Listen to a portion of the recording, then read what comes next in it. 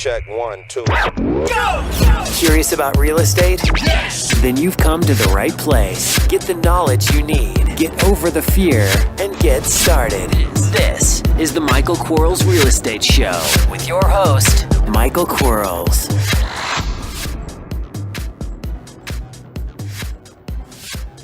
Hello, everybody. Michael Quarles with the Michael Quarles Real Estate Show. Today we have podcast 222. How many on the podcast remember that show, Room 222? Boy, I am dating myself, certainly bringing that up. Oh my goodness. Today we have 5 questions sent in by real estate investors, and I'm going to try my best to answer them. And remember, if you have a question, send it to support@michaelquarles.com. And they will get it to me for one of our podcasts. So I appreciate all of the entries so we can help you and all the other folks listening in. And remember, if you want to learn real estate investing, check out my gold coaching program. It is $247 a month for 6 months or a one-time fee of $1197. And it is full of contact and learning. Here we go. First question. What profit margin do you look for when considering a pre-foreclosure? Great question. I'm always looking for the same profit that I would look if I was going to buy a house that wasn't in pre-foreclosure status. Now keep in mind, if it has an equity base, then it's going to be pretty easy, probably not in pre-foreclosure though. If it doesn't have an equity base and in pre-foreclosure, it's probably going to be a short sale. So on my shorts, I always want an underlying condition the lender doesn't want to deal with. So I'm not going to go out there and buy a short that's just pretty. I want an underlying condition. I want murders, to have taken place in the house. I want the house to be stolen on the inside. I want, things that are just so overwhelmingly wrong that the lender can mitigate a lower price by selling me or reducing the loan, underlying loan, so I can buy the property. I don't really like buying shorts where there's 2 loans. It's a pain in the you-know-what. So if I had my choice, I'd only want to do a loan with a first mortgage, not a first and a second, because the purchase money first will go away, and the second doesn't necessarily go away. So there's have to attach a promissory note to it, and then you got to get the borrower, who is the seller, to agree to pay that little itty bitty promissory note that the second's going to request. And again, that second promissory note has to be approved by the first, because they're highly reducing their note. So there's just a lot of little stuff that you have to do when you have 2 loans. And so again, I'm going to buy a short that there's something wrong. And you can kind of tell, if you walk into a house and it's beautiful, nothing's wrong with it, short sale, I'm not going to buy it. Now, if I walk in a house and the pool's green and, the window coverings are gone and that kind of stuff, that's no big deal either, because the lender's just going to send someone out there to, board it up and take care of the mosquito issue from that pool and all that kind of good stuff. So, that's not enough for me to get excited about. But boy, tell you what, if there's more than that, those lenders will absolutely give us that property at a fair price for us to be involved. Now, when you do buy a short, in my agreement when I buy a short, it says let me read it to you. Let me stop. I'm going to go get it. I'll be right back. Okay. On my agreement to purchase, it says, and it's item number 4, occupancy. Exclusive, irrevocable possession and occupancy shall be delivered to the buyer's assignees or buyer's agent at 5 p.m. on, then I got a checkbox. The date this agreement is signed by the seller, I got another checkbox. Date the close of escrow, I got another checkbox. On a specific date, got another checkbox, or no later than so many days after close of escrow. In a short sale situation, I'm always going to get exclusive, irrevocable possession and occupancy of that property the moment the seller signs my contract. Absolutely have to get it. Okay, I want to be able to say I'm the occupant. I have the right to possession of that property because I want cash for keys at the end of the day. The other thing, and I know we're getting off on a tangent now. I apologize, but I'm excited. This is fun. The other thing is that I need to get, and it's important. It's really important for me anyway. When you look at your closing date. So on my shorts, this is why I have this phrase in here, because on a short, it's very, very important. It says, the transaction shall be closed and the deed and other closing papers delivered on a certain date, so 60 days in the future, let's call it that, unless executed unless extended by other provisions of the purchase and sales agreement or by written agreement of the two parties, and also at the sole option of the buyer.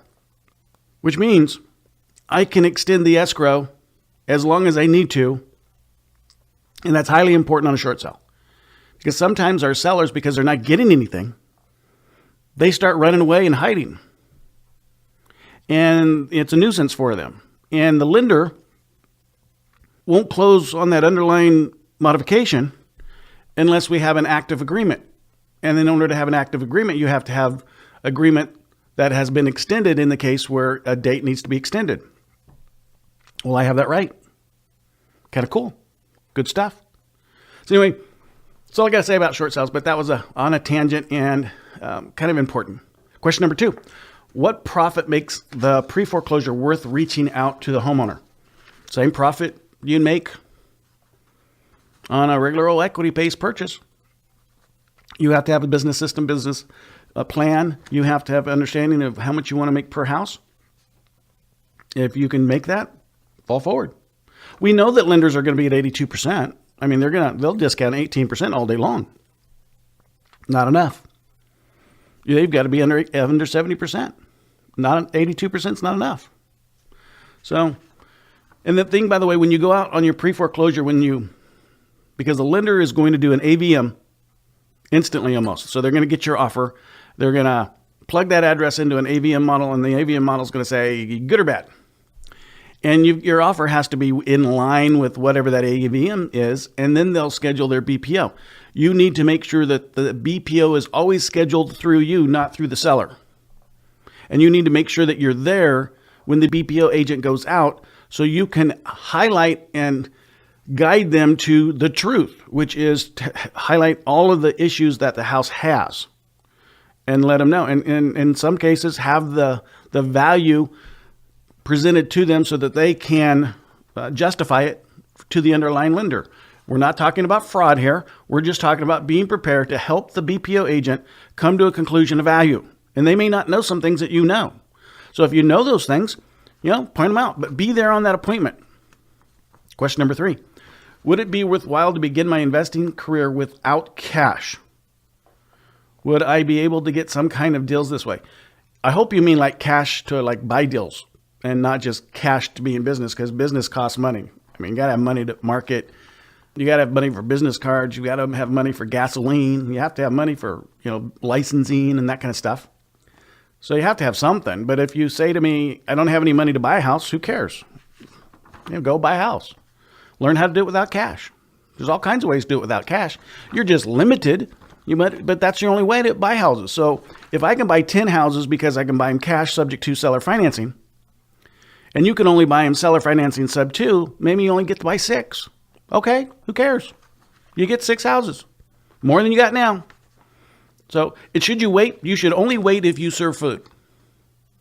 That's the only person in my life that I can consider justifying being a waiter. Someone that serves me food. Other than that, why wait? Someone's going to buy a house in your area every day. Every day. I pulled up in areas, Fort Worth, Texas. Last month, 105 investors bought a house as an absentee and owned property. 67 of them paid cash for it. So what was that, 3 a day? 3 a day in Fort Worth. So if anybody's in Fort Worth, Texas, and they say, or they ask a question, should I wait? Well, all you're doing is letting somebody else get the house that you should be getting. So don't wait. Join the coaching program. Learn how to buy it with sub 2 and seller financing. Don't wait. Buy a house. Eventually, you'll be able to buy them with cash. Great question. Thanks for listening. We'll be right back. Are you running out of leads? It's time you tried Yellow Letters at yellowletters.com. Get motivated seller leads through yellow letters, postcards, zip letters, typed professional letters, greeting cards, door hangers, and business cards. Yellow Letters is a full-service marketing company created with your success in mind. Get the personal attention you need to get your direct mail campaign started and get in touch at yellowletters.com. And we are back in 3, 2, 1. Question number 4. I have done 3 direct mailers to absentee owners, and I have had great response. The problem we seem to be having is that they are all mainly landlords and want top dollar for their properties. Is this a normal problem to have with direct mailings, especially to absentee owners? It's a problem you have with everybody. It doesn't matter what color skin they are, how many eyeballs they have, how tall, how short, how fat, how skinny they are. You have that problem with everybody except for the ones that are motivated. Man, you know what? Those motivated sellers, they look and act different. They're like Horseshack on Welcome Back, Carter. Boy, I'm dating myself again. They just raise their hand way up in the air and they say, "Pick me, I want to sell my house. Me, buy it. But the rest of them now, I'll sell it to you. I'll sell it to you if you give me more than it's worth. You contacted me. Yeah, they're not motivated. It's okay. Congratulations on taking action. Now you may need some more work on your communication style. When you learn to use embedded commands, your success rate will go through the roof. When you learn to use pacing and mimicking, you won't look back. When you learn to use positive, negative reinforcements, life will change. And other people's lives will change too. Because there are some people that don't show their motivation through words and through facial expressions because they're afraid to. They don't know how to. And we as a professional need to communicate with them in a fashion that causes them to jump off the fence. Oh, I'm not afraid of you now. I understand. I'm willing to do this. This is good for me.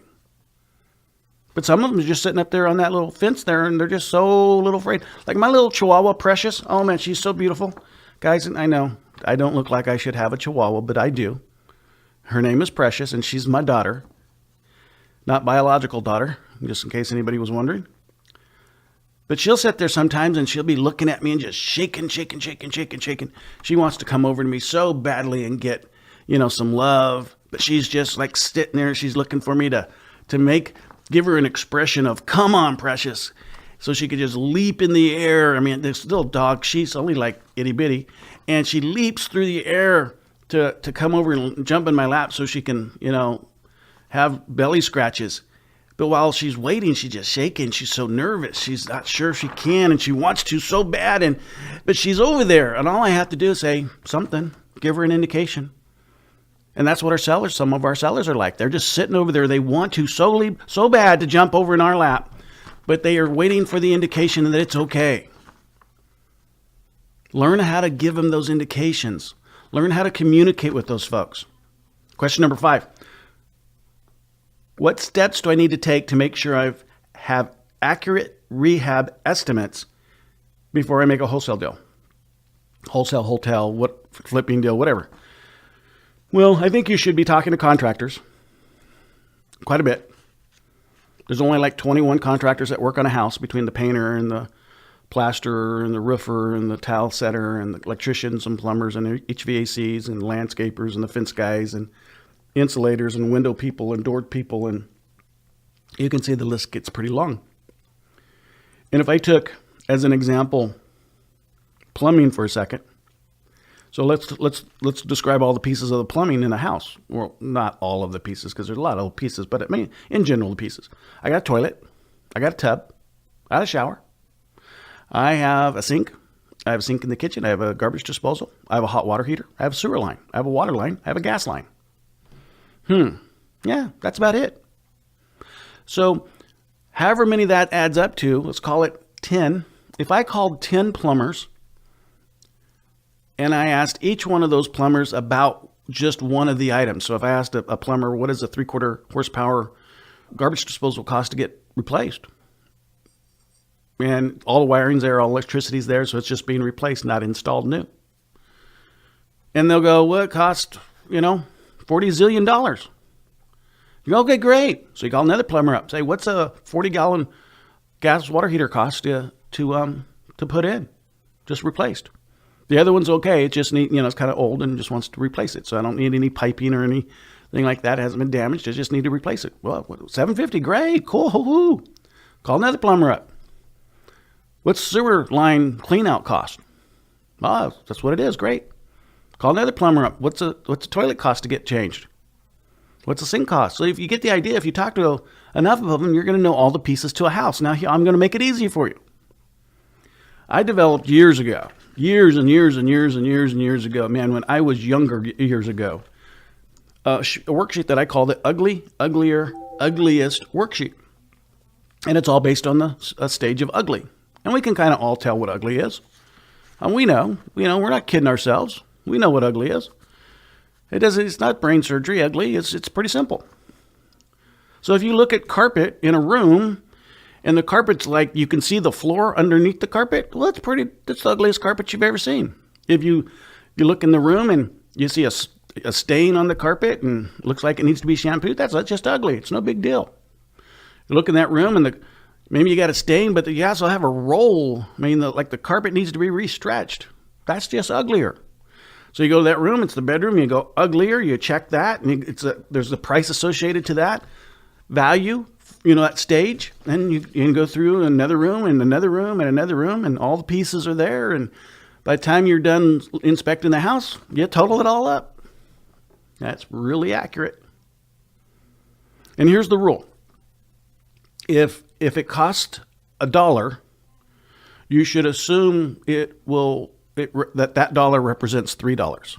So if I can buy a 6-panel flush door at Home Depot for $32, then I know I can have that hung for $96. So the door for $32, hanging, and the profit and all that kind of stuff, I can get it for $96. And if I can buy a set of 3.5-inch hinges, which is the size hinge on an 1 3/8 interior door, I can buy hinges for $1.99 a set, for $5.97. That's what it costs. If I can buy an interior privacy lock, so bathroom, master bedroom kind of things, and I can buy those for $8.98, then I know for $26.97 or 92 cents, 94 cents, something like that, I can get that fixed and replaced. So I can check my ugliest worksheet to make sure that I'm in line, but I checked it. I mean, I know I'm in line. And part of the coaching program, that's forms there kind of thing. We have a class on that, how to utilize that. So that's kind of cool stuff. Great questions today, guys. Great questions today. And remember, if you're thinking about coaching, jump on into the program. It won't hurt you. It'll only help you. Won't kill you. Just make you wealthy. And everybody has a different definition of wealth. Yours and mine are two different things. My definition of wealth in my world of today is I want to help. That makes me wealthy. So if you need to be helped, boy, do us both a favor. Let's create two wealths together. So I'll talk to you again probably tomorrow. That's going to be exciting. Tomorrow is Friday. That's just, life is so fun. It goes so fast. We got to slow it down. We got to start looking at the people and paying attention to the people that love us and that we love and those things that give us joy and just breathe a little bit. A little bit of silence sometimes goes a long way. Talk to you guys tomorrow. Bye-bye.